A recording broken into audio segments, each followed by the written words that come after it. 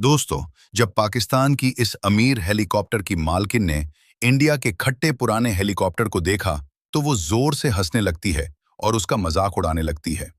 फिर हिंदुस्तानी लड़की को बहुत गुस्सा आता है। वो वहां से हेलीकॉप्टर में जाती है और पूरी रफ्तार से अपने गिराज तक जाती है। वो एक नए के लिए हेलीकॉप्टर चेक करना शुरू कर देती है।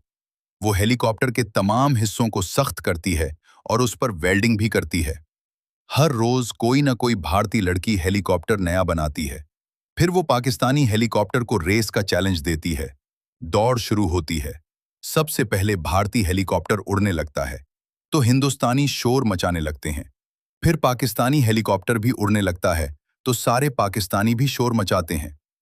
दोनों हेलीकॉप्टर आसमान की बुलंदी पर दौड़ रहे हैं। कभी भारतीय हेलीकॉप्टर आगे और कभी पाकिस्तानी। दोनों जहाज अपनी पूरी रफ्तार से हैं, लेकिन अचानक बारिश और बिजली गिरने लगती है।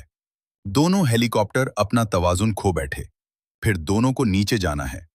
अब जीत का फैसला वोटिंग से होगा। पाकिस्तान का हेलीकॉप्टर जीतने वाले लाइक और सब्सक्राइब करेंगे और इंडिया का हेलीकॉप्टर जीतने वाले कमेंट करेंगे।